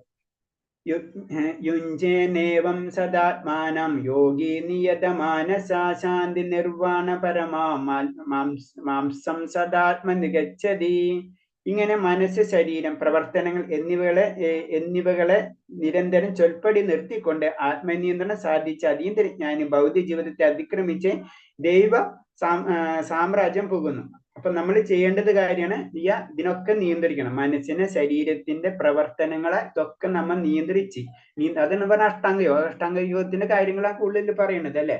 അങ്ങനെ നമ്മൾ നിയന്ത്രിച്ചു കഴിഞ്ഞു കഴിഞ്ഞാൽ നമുക്ക് ഭൗതിക ജീവിതത്തിനെ അതിക്രമിച്ച് ദൈവിക സാമ്രാജ്യം നമുക്ക് ലഭിക്കും. അതാണ് പറയുന്നത്. ഇപ്പൊ ഒക്കെ നമ്മള് മെഡിറ്റേഷൻ അല്ലെങ്കിൽ ധ്യാനയോഗത്തിന്റെ ശ്ലോകങ്ങളാണ് ഇതിൽ പറഞ്ഞത്. ഭൗതികമായി ഒന്നും നേടാൻ വേണ്ടിയുള്ളതല്ല യോഗാചാര്യ. ഭൗതികതത്തിന്റെ സമ്പൂർണമായി നിലനിർത്താൻ വേണ്ടിയാണിത് ഭൗതിക തത്വത്തെ. കാരണം എന്താ വെച്ച് കഴിഞ്ഞാൽ നമ്മൾ ഈ ഇതൊക്കെ ചെയ്യുന്നത് അഭ്യാസങ്ങൾ ചെയ്യണില്ല, ആസനങ്ങള്, യമങ്ങള്, നിയമങ്ങൾ ഇതൊക്കെ ചെയ്യണത് എന്ന് പറഞ്ഞു കഴിഞ്ഞാൽ നമ്മൾ ശരീരം ഉണ്ടെങ്കിലോ ഭഗവാനിലേക്ക് നമുക്ക് കണക്ട് ചെയ്യാം. അതിനു വേണ്ടി മാത്രമാണ് നമ്മൾ ഇതൊക്കെ ചെയ്യണത്. അതിന്റെ അപ്പുറത്തേക്കല്ല. ശരീരമല്ല നമ്മളെ മനസ്സ് അല്ലെ. അപ്പൊ ശരീരത്തിന് അത് നിയമങ്ങള്, അഭ്യാസങ്ങളൊക്കെ നമുക്ക് അല്ലെങ്കിൽ മെഡിറ്റേഷൻ നേരെ ഇരിക്കാൻ പറ്റില്ല. അപ്പൊ ആസനങ്ങളൊക്കെ ചെയ്യണം. അതിന് വേണ്ടിയിട്ടുള്ള കാര്യങ്ങൾ. അത് ഇരിക്കാൻ വേണ്ടി മാത്രമാണ് നമ്മൾ ഇങ്ങനത്തെ കാര്യങ്ങൾ ചെയ്യണം. അതിന് പറഞ്ഞത് ഭൗതികത്തെ സമ്പൂർണ്ണമായി നിലനിർത്താൻ വേണ്ടിയാണ് യോഗാചാര്യ ചെയ്യുന്നത്. അതിൽ നിന്ന് നമ്മൾ ഉയരേണ്ടത്. ഭൗതിക ജീവിതത്തിൽ നിന്ന് വിരമിക്കാൻ കഴിഞ്ഞ മനുഷ്യനെ പരമവിഭവത്തിൽ ഭഗവധാമത്തിലേക്ക് പ്രവേശിക്കും. അത് നമ്മൾ പലപ്പോഴും പറഞ്ഞിട്ടുള്ള പോയിന്റ് തന്നെയാണ്. കാരണം ഇവിടെ നമ്മൾ ഭൗതികത്തിൽ നിന്ന് രക്ഷപ്പെട്ടാലേ ആത്മീയത്തിലേക്ക് നമുക്ക് കടക്കാൻ പറ്റുള്ളൂ. ഭൗതിക അന്തരീക്ഷത്തിൽ സൂര്യനെ പോലെ ആത്മീയ അന്തരീക്ഷത്തിൽ എല്ലാ ഗ്രഹങ്ങളും സ്വയം പ്രകാശമുള്ളവയത്രേ. അപ്പൊ ഇതില് നമ്മളിപ്പോ ഭൗതിക അന്തരീക്ഷത്തിൽ നിന്ന് സൂര്യന് മാത്രം പ്രകാശമുള്ളൂ. പക്ഷെ ആത്മീയത്തിൽ എന്ന് പറഞ്ഞു കഴിഞ്ഞാൽ എല്ലാ ഗ്രഹങ്ങൾക്കും, ഇപ്പൊ സൂര്യനും ചന്ദ്രനും അങ്ങനെ അവിടുത്തെ എല്ലാ ആത്മീയ ഗ്രഹങ്ങൾക്കും എല്ലാതും പ്രകാശമായിരിക്കും. നമുക്ക് തന്നെ സൂര്യനില്ലെങ്കിൽ നമുക്ക് ബ്ലാങ്ക് ആണ്. പക്ഷെ അവിടെ അല്ല, എല്ലാ ഗ്രഹങ്ങളും ആത്മീയ പ്രകാശമായിരിക്കും എന്നാണ് പറയുന്നത്. കൃഷ്ണനെ മനസ്സിലാക്കിയ ഒരു തികഞ്ഞ യോഗിക്ക് യഥാർത്ഥ ശാന്തി ലഭിക്കും. അത് നമുക്കറിയാം. ഭഗവാനെ മനസ്സിലാക്കി കഴിഞ്ഞാൽ ആനന്ദം ലഭിക്കും, അപ്പോൾ ശാന്തിയും ലഭിക്കും. കൃഷ്ണാവബോധത്തെ പ്രവർത്തനം ഏർപ്പെട്ടിരിക്കുന്ന ഒരാളെ തികഞ്ഞ യോഗി എന്ന് പറയുമ്പോൾ ആ കൃഷ്ണാവബോധം തന്നെയാണ്. ഭഗവാനായിട്ട് കംപ്ലീറ്റ് കണക്ട് ചെയ്തിരിക്കും. അത് നമുക്ക് മാർഗം പലതായിട്ട് സ്വീകരിക്കുക. ലാസ്റ്റ് അൾട്ടിമേറ്റ് ആനന്ദത്തിൽ എത്താന്ന് പറഞ്ഞാൽ ഭഗവാനായിട്ട് കണക്ഷൻ വന്നാലേ പരമമായ ആനന്ദം ലഭിക്കുള്ളൂ. അങ്ങനെ ആനന്ദം ലഭിച്ചു കഴിഞ്ഞാൽ അത് യോഗിയായിട്ട് മാറി. പരംപുരുഷനായ കൃഷ്ണനെ അറിയുന്നത് കൊണ്ട് മാത്രമേ ജനന മരണങ്ങൾ മാർഗത്തിൽ നിന്ന് പിന്നിട്ട് പോകാൻ കഴിയുള്ളൂ. അത് നമുക്കറിയാം. കാരണം ശരിക്കും ആ ഭഗവാനെ അറിയുന്നതോടുകൂടിയാണ് നമുക്ക് ഭൗതിക ലോകം വിട്ടുപോകുന്നതും പിന്നെ നമുക്ക് ഈ ഭൗതിക ലോകത്തെ നമുക്ക് തിരിച്ചറിവില്ലാണ്ട് ഭഗവാന്റെ ലോകത്ത് മാത്രം ശാശ്വതമായിട്ട് നിലനിൽക്കാൻ നമുക്ക് കഴിയുന്നതും.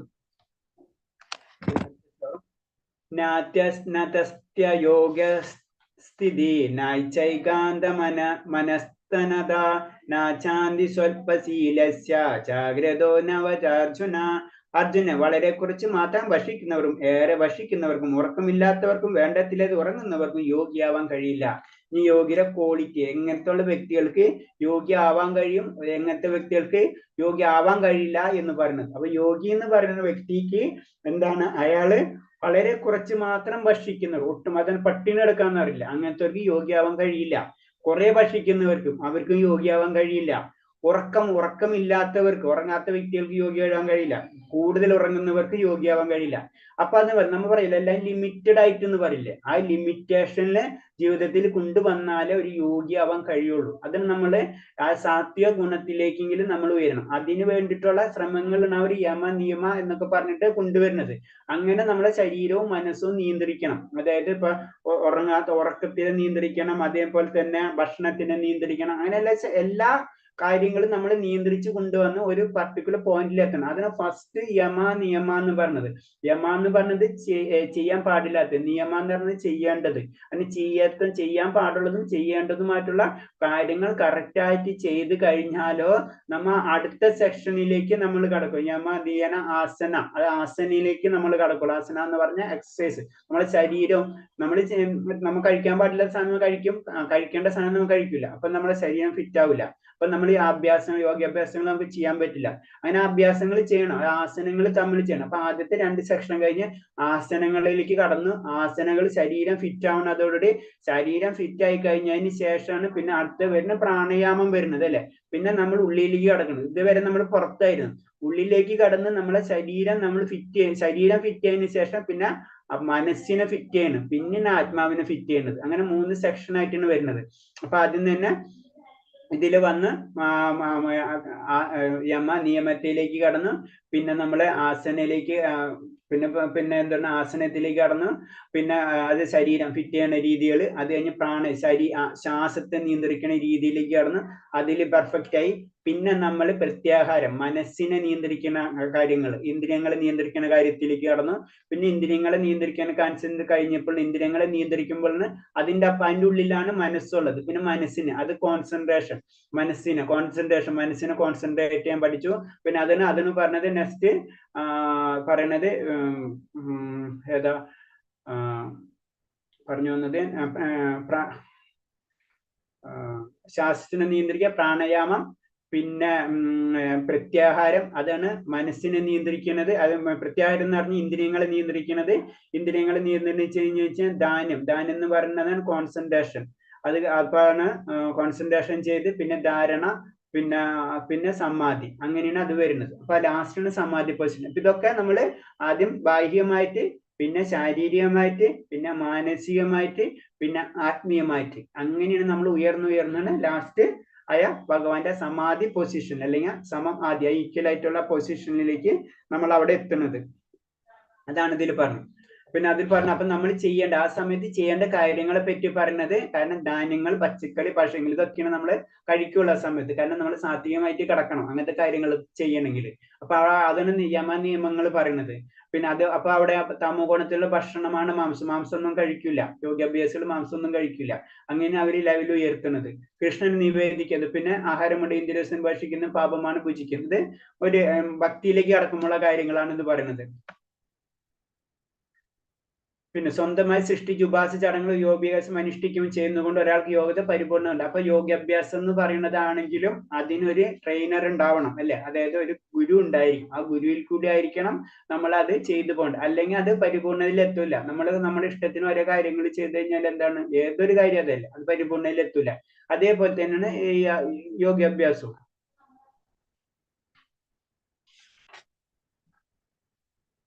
17 യുക്താഹാര വിഹാരസ്യ യുക്തചേഷ്ടസ്യ കർമ്മസു യുക്തസ്വപ്നാവബോധസ്യ യോഗോ ഭവതി ദുഃഖഃ. ആഹാരം, നിദ്ര, വിഹാരം, പ്രവൃത്തി എന്നിവയിൽ നിയന്ത്രണം പാലിക്കുന്നവന് യോഗ പരിശീലനം കൊണ്ട് സർവ്വ ദുഃഖങ്ങളും അകറ്റാൻ കഴിയും. അപ്പൊ നമ്മൾ യോഗയിൽ നമ്മൾ ചെയ്യേണ്ട കാര്യങ്ങളാണ് പറഞ്ഞത്. ഒന്ന്, ആഹാരം നിയന്ത്രിക്കണം, നിദ്ര നിയന്ത്രിക്കണം, വിഹാരം നിയന്ത്രിക്കണം, പ്രവൃത്തി നിയന്ത്രിക്കണം. ഇങ്ങനെ എല്ലാ കാര്യങ്ങളും ചെയ്യുന്നവൻ എന്താണ് ലാസ്റ്റ് യോഗ പരിശീലനം കൊണ്ട് സർവ്വദുഃഖങ്ങളും അകറ്റാൻ കഴിയും. അത് നമുക്ക് അറിയാവുന്നതാണ്. അതാണ് അത് പറയുന്നത്. ഭക്ഷണത്തെ സംബന്ധിച്ചാണ് കൃഷ്ണൻ പ്രസാദം ഭക്ഷിക്കുന്നത്. അതുകൊണ്ട് അത് നമ്മള് ഭക്തി എന്നുള്ള ലെവലിലേക്ക് ഇത് നമുക്ക് ഭക്തി മാർഗത്തിലും കൂടെ ചെയ്യാൻ പറ്റും. അതാണ് പറഞ്ഞത്, ഭക്തി മാർഗത്തിലും കൂടിയും നമുക്ക് യോഗാഭ്യാസം ചെയ്യാൻ പറ്റും. അതിന് പ്രഭുപാദ സ്വാമി പറയണമെന്ന് വെച്ചാൽ നിങ്ങൾക്ക് മെഡിറ്റേഷൻ അല്ലെങ്കിൽ ധ്യാനയോഗം ചെയ്യണമെന്ന് വെച്ച് കഴിഞ്ഞാൽ നിങ്ങൾ ഭക്തിയോഗം ചെയ്താൽ മതി, അതിൽ ഓട്ടോമാറ്റിക് ആയിട്ട് നിങ്ങൾക്ക് മെഡിറ്റേഷൻ കിട്ടും, അതിന് പറഞ്ഞത്. അപ്പൊ അത് ഇതുപോലെ തന്നെയാണ്. നമ്മളപ്പോ ചെയ്യേണ്ട കാര്യങ്ങൾ എന്താണ്? ഭക്ഷണം സംബന്ധിച്ചിടത്തോളം കൃഷ്ണപ്രസാദം മാത്രം ഭക്ഷിക്കുന്ന പതിവ് കൊണ്ട് ഭക്ഷണം നിയന്ത്രിക്കാൻ പറ്റും. നമുക്ക് തോന്നിയ പോലെ ഭക്ഷണം കഴിക്കില്ല, കുറെ കാര്യങ്ങൾ നമ്മൾ നിയന്ത്രിക്കും. ഭഗവാന് നിവേദനം കഴിച്ചിട്ട് ചെയ്തിട്ട് നമ്മൾ കഴിക്കുള്ളൂ, അങ്ങനത്തെ കാര്യങ്ങളിലേക്ക് നമ്മൾ അറിയാണ്ട് വരും. അപ്പൊ അവിടെ തന്നെ ഇന്ദ്രിയങ്ങൾ നമ്മളെ ഭക്ഷണത്തിന് നിയന്ത്രിക്കാനുള്ള ഒരു ശക്തി നമുക്ക് അറിയാണ്ടായിട്ട് വരും. അത് ഒന്നാമത്തെ ക്വാളിറ്റി. പിന്നെ പറഞ്ഞ പച്ചക്കറികൾ, പുഷ്പങ്ങൾ, ധാന്യം, പാൽമുത, അതൊക്കെ ഭഗവാന് കൊടുക്കാവുന്നതാണ്. നമ്മൾ അത് തന്നെയാണ് കഴിക്കുക അല്ലെ. അതായത് പച്ചക്കറികളും പുഷ്പങ്ങൾ, ഫലങ്ങൾ, ഇങ്ങനത്തെ കാര്യങ്ങളാണ് നമ്മൾ കഴിക്കുക. അതായത് വെജിറ്റേറിയൻ ആയിട്ട് മാറുന്നു ഇൻഡയറക്റ്റ് ആയിട്ട് പറഞ്ഞു കഴിഞ്ഞാൽ. കൃഷ്ണബോധ പ്രവർത്തികളിൽ നിറവേറ്റുന്നതിൽ എപ്പോഴും ജാഗരനായ ഒരാൾ അനാവശ്യമായി ഉറങ്ങുന്നത് വലിയൊരു സമയം, പിന്നെ ഉറക്കം കുറയും നമ്മളെ. അതെല്ലാതും ഭഗവാന്റെ കാര്യങ്ങളിലേക്ക് വേണ്ടി നമ്മൾ കൂടുതലായിട്ട് ഉപയോഗിക്കും. ഓക്കെ, അടുത്ത ശ്ലോകം.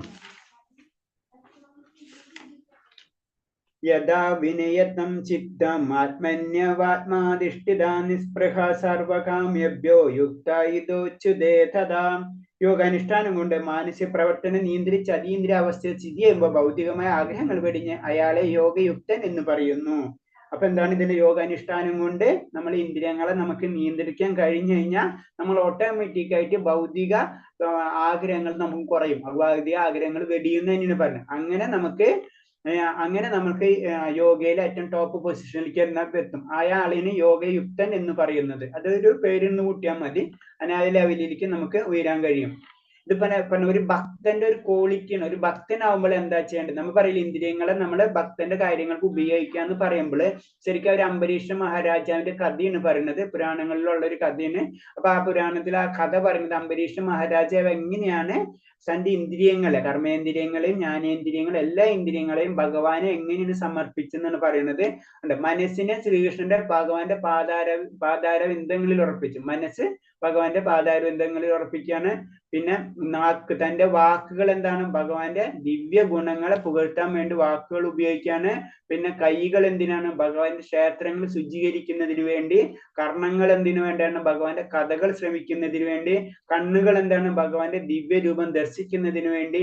ശരീരം എന്തിനാണ്? ഭക്തന്മാരെ സ്പർശിക്കുന്നതിന് വേണ്ടി. പ്രാണേന്ദ്രിയം ഭഗവാൻ അർപ്പിച്ച താമരപ്പുകളുടെ സൗരഭ്യം അല്ല, അത് സ്മെല്ല് ചെയ്യാൻ വേണ്ടി, അതിനാണ് മൂക്ക് ഉപയോഗിക്കുന്നത്. നാവ് തൃക്കാലകളിൽ അർപ്പിക്കപ്പെട്ട തുളസിദള ആസ്വാദനം, നാവ് ഉപയോഗിക്കുന്നത് അത് തുളസിദള ആസ്വാദനത്തിന് വേണ്ടിയും അല്ലെങ്കിൽ പ്രസാദം അല്ലെ, ഭഗവാൻ അർപ്പിച്ച പ്രസാദത്തിന് വേണ്ടിയും. കാലുകൾ ഭഗവത് ക്ഷേത്രത്തിലുള്ള തീർത്ഥയാത്ര, ഭഗവത് ക്ഷേത്രത്തിലേക്ക് നമ്മൾ പോകുമ്പോൾ കാലുകൾ നമ്മൾ ഉപയോഗിക്കും അല്ലെ, അപ്പൊ അതിനു വേണ്ടിയാണ് കാലുകൾ ഉപയോഗിക്കുന്നത്. ശിരസ് തിരുമുന്നിൽ പ്രണമിക്കും. ശിരസ് എന്ന് പറയുന്നത് ഭഗവാനെ പ്രണമിക്കാൻ വേണ്ടി മാത്രം ഉപയോഗിക്കുന്നത് അല്ലെ, അങ്ങനത്തെ ലെവലിൽ നമ്മൾ ഉയരണം. അതാണ് അംബരീഷ മഹാരാജന്റെ കഥ. അഭിലാഷങ്ങൾ അവിടുത്തെ ആജ്ഞകൾ തരും. അപ്പൊ സ്വന്തം അഭിലാഷം എന്ന് പറഞ്ഞത് ഭഗവാന്റെ ആജ്ഞകൾ നിറവേറ്റുമ്പോൾ കിട്ടുന്ന ഒരു സന്തോഷം, അതായിരിക്കും അഭിലാഷം. സ്വന്തം അഭിലാഷം എന്ന് പറഞ്ഞത് ഭഗവാന്റെ അഭിലാഷം, ഭഗവാൻ പറഞ്ഞത് ഭഗവാൻ ആജ്ഞകൾ നിറവേറ്റുന്ന അഭിലാഷം, അതായിരിക്കും അഭിലാഷം. ഇതാണ് പറയുന്നത്. ഇതാണ് അംബരീഷ മഹാരാജന്റെ. ഇതാണ് ശരിക്കും ഒരു ഭക്തന്റെ പൂർണ്ണമായിട്ടുള്ള ലക്ഷണങ്ങൾ. ഇതാണ് അംബരീഷ മഹാരാജാണ് ശരിക്കും ആ നവവിധ ഭക്തികൾ പറയുന്നുണ്ട്. ആ നവവിധ ഭക്തികൾ മുഴുവനായിട്ടും ചെയ്തിട്ടുള്ള ഭക്തനാണ് അംബരീഷ്. അപ്പൊ ഭക്തന്മാരിൽ ഏറ്റവും ടോപ്പ് ലെവലിൽ വരുന്നതാണ് അംബരീഷ മഹാരാജ. അംബരീഷ മഹാരാജാവ് അത് കാരണമാണ് ദുർവാസാവ് ശപിക്കാൻ പോയപ്പോഴും ലാസ്റ്റ് ദുർവാസാവിന് തന്നെ പ്രശ്നമായിട്ട് മാറണം. കാരണം ഭഗവാന്റെ സുദർശന ചക്രം പിന്തുടരാം ദുർവാസാവിന്. എന്നിട്ട് ലാസ്റ്റ് ഭഗവാന്റെ അടുത്ത് ചെല്ലണം. അപ്പൊ ഭഗവാൻ പറഞ്ഞാണ് ഇതിപ്പോ എന്റെ കയ്യിലല്ല, ഭഗവാൻ ഇപ്പൊ ഭക്തന്റെ കയ്യിലായി പോയി. അപ്പൊ ഇനി ഭക്തന്റെ കൺട്രോൾ അല്ലാണ്ട് സുദർശനത്തിന് എനിക്ക് പിൻവലിക്കാൻ പറ്റില്ല എന്ന് പറയുന്നു. അങ്ങനെ ദുർവാസാവ് ശരിക്കും വീണ്ടും അംബരീഷ രാജാവിന്റെ കാൽക്കിലെ വീഴുന്നു. അങ്ങനെ ലാസ്റ്റ് അത് സുദർശനം മാറുകയാണ്. അപ്പൊ അതിന് അത്രയും ഇമ്പോർട്ടൻസ് ആണ്. അതാണ് ഭഗവാന്റെ കരുണാദം. ഭക്തന്റെ കൺട്രോളിലേക്ക് ഭഗവാൻ പോയിരിക്കും. അതാണ് ആ ഭക്തന് പറയട്ടെ. അപ്പൊ ആ ഭക്തന്റെ ക്വാളിറ്റിയാണ് ഇങ്ങനത്തെ കാര്യങ്ങൾ. ഇങ്ങനെ ചെയ്യുന്ന വ്യക്തിയാണ് ശരിക്കും ആ ഭക്തൻ എന്ന് പറഞ്ഞ അവസ്ഥയിലേക്ക്, ഭക്തൻ എന്നുള്ള ലെവലിലേക്ക് ഉയരുന്നത്. ഹരേ കൃഷ്ണ മാതാജി, നമുക്ക് നിർത്താം. പഞ്ചകൽപത രൂപച്ച കൃപാസിന്ധ്യവച്ച പതിനാം പാവനേപി വൈഷ്ണവേപി നമോന അനന്തകോടി വൈഷ്ണവഭക്തർക്ക് പ്രഭാതിക്ക് ഗുരുദേവിക്ക്. ഹരേ കൃഷ്ണ. ഇത്രയും പറഞ്ഞതിൽ എന്തെങ്കിലും സംശയം ഉണ്ടെങ്കിൽ ചോദിക്കുക. ഇത് പ്രത്യേകിച്ച് കുഴപ്പമില്ല, നമുക്ക് അഷ്ടാംഗ യോഗത്തെ പറ്റിയിട്ടുള്ളതാണ്. അഷ്ടാംഗ യോഗത്തിൽ കൂടെ നമുക്ക് ഭക്തിയോഗത്തിലേക്ക് കടക്കാം എന്നാ പറഞ്ഞു. അപ്പൊ അതില് യോഗികളെ പറ്റി, അഷ്ടാംഗ യോഗികളെ പറ്റിയിട്ടുള്ള ക്വാളിറ്റികൾ, അഷ്ടാംഗ യോഗം എങ്ങനെയാണ് ചെയ്യേണ്ടത്, അഷ്ടാംഗ യോഗം ചെയ്യുമ്പോൾ നമുക്ക് വേണ്ടിയിട്ടുള്ള ക്വാളിറ്റികൾ എന്താണ്, അധികം ഉറങ്ങാനോ അതോ കൂടുതൽ ഭക്ഷണം കഴിക്കാനോ അങ്ങനത്തെ ഉള്ള, അത് ഓട്ടോമാറ്റിക് സാത്വിക ഗുണത്തിലേക്ക് നമ്മൾ മുന്നേറണം. അപ്പൊ അത് പറഞ്ഞു യമ നിയമ പ്രത്യാഹാര, യമ നിയമ ആസന, പിന്നെ പ്രാണായാമം, പിന്നെ പ്രത്യാഹാരം, പിന്നെ ധാരണ, ധ്യാനം, പിന്നെ സമാധി, അങ്ങനെ 8 അംഗങ്ങളാണ്. അഷ്ടാംഗങ്ങൾ ഇത് പറഞ്ഞത്. അപ്പൊ അങ്ങനത്തെ കാര്യങ്ങളാണ് അതിൽ ഡിസ്കസ് ചെയ്യുന്നത്. എന്തെങ്കിലും പോയിന്റ്സ് ഉണ്ടെങ്കിൽ ചോദിക്കാം, അല്ലെങ്കിൽ നമുക്ക് നിർത്താം. അടുത്ത ക്ലാസ്സിൽ കാണാം.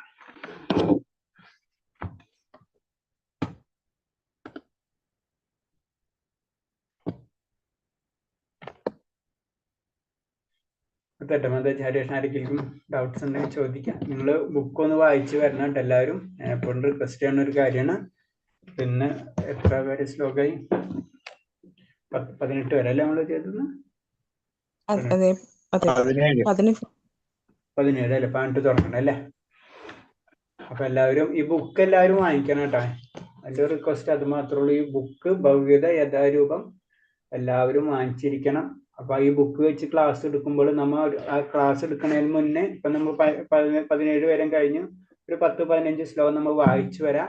അപ്പൊ നമുക്ക് അതിൽ ഡൗട്ട് ഉണ്ടെങ്കിൽ അങ്ങോട്ടും ഇങ്ങോട്ടും ഡിസ്കസ് ചെയ്യാം. ഞാൻ പറഞ്ഞ് ഒരാൾ ഡൗട്ട് വെച്ച് കഴിഞ്ഞാൽ മറ്റുള്ളവർക്കും ആ ഡൗട്ട് ഉണ്ടാവാം. അപ്പൊ അത് കാരണം നമ്മൾ ഓട്ടോമാറ്റിക് ഭഗവാന്റെ കാര്യങ്ങൾ നമ്മൾ ഡിസ്കസും ചെയ്യുന്നില്ല ആ സമയത്ത്. അപ്പൊ അതിന്റെ ഫലം നമുക്ക് കിട്ടും. പല അറിവുകളും അങ്ങോട്ട് ഷെയർ ചെയ്യാൻ പറ്റും അങ്ങോട്ടും ഇങ്ങോട്ടും. അപ്പൊ ഒരു ഇന്ററാക്ഷനും വരും നമ്മൾ തമ്മിൽ. അപ്പൊ അതും വളരെ ബെറ്റർമെന്റ് ആണ്. അപ്പൊ നിങ്ങൾ വായിച്ചു വരാം. നമുക്ക് നിങ്ങളിപ്പോ സംശയങ്ങളും ചോദിക്കുന്നില്ല.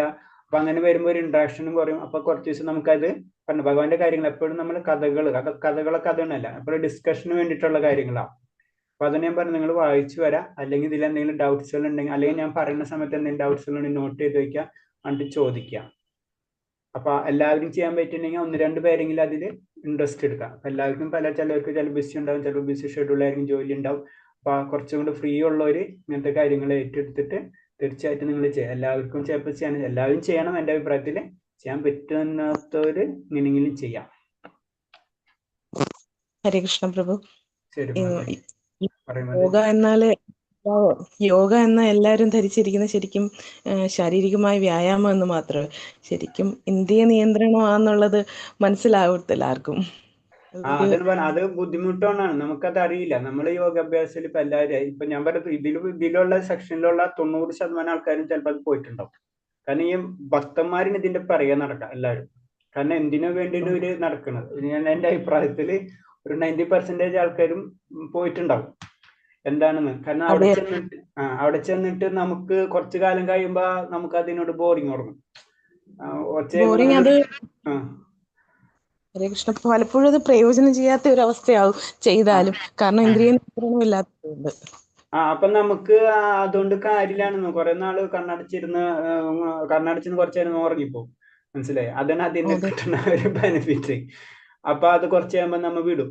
അതിന് പറഞ്ഞ അത് ചെയ്യുന്നവരുണ്ട് അങ്ങനത്തെ രീതിയിൽ. അതിന് അവര് ഇത് ചെയ്യുന്ന വ്യക്തികൾ അതിന് പറഞ്ഞില്ല. ഇപ്പൊ ഇതിൽ തന്നെ പറയണില്ല, യോഗികള് അവരെ ആചാര്യ പരമ്പര പ്രത്യേകിച്ച് ഗൃഹസ്ഥരെ അവർ അടുപ്പിക്കൂല ഭാഗത്തേക്ക്.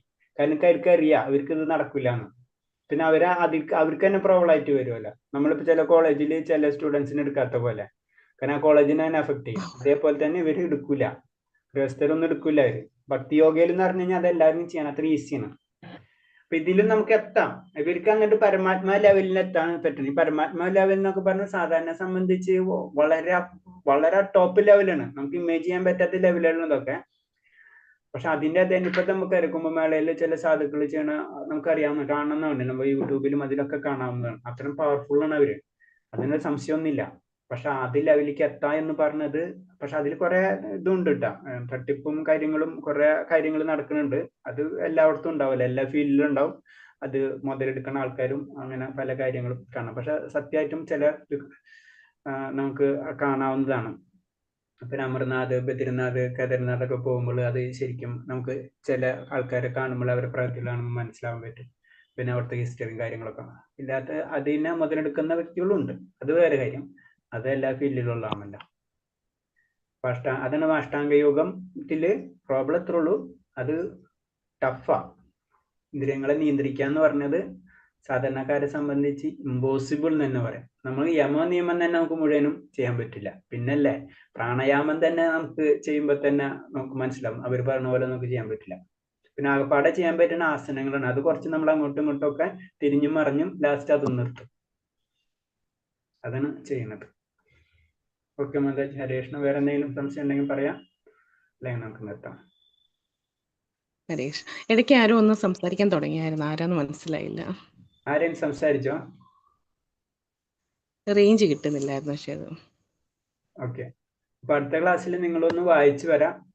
എന്നിട്ട് ഒന്നില്ലെങ്കിൽ അതിന്റെ ഡൗട്ടുകൾ നിങ്ങൾ നോട്ട് ചെയ്ത ഡൗട്ടുകൾ ചോദിക്കും. അപ്പൊ നമുക്കത് റെഫർ ചെയ്തെങ്കിലും ക്ലാസ് എടുക്കാൻ പറ്റും. അപ്പൊ അല്ലെങ്കിൽ ഞാൻ പറഞ്ഞത് ഇങ്ങനെ റേഡിയോ പോലെ ഇങ്ങനെ കേട്ടുകൊണ്ടിരിക്കുന്നല്ലാണ്ട് അപ്പൊ എല്ലാവരും ഒന്ന് ഡിസ്കഷനിലേക്ക് വരും. ഓക്കെ.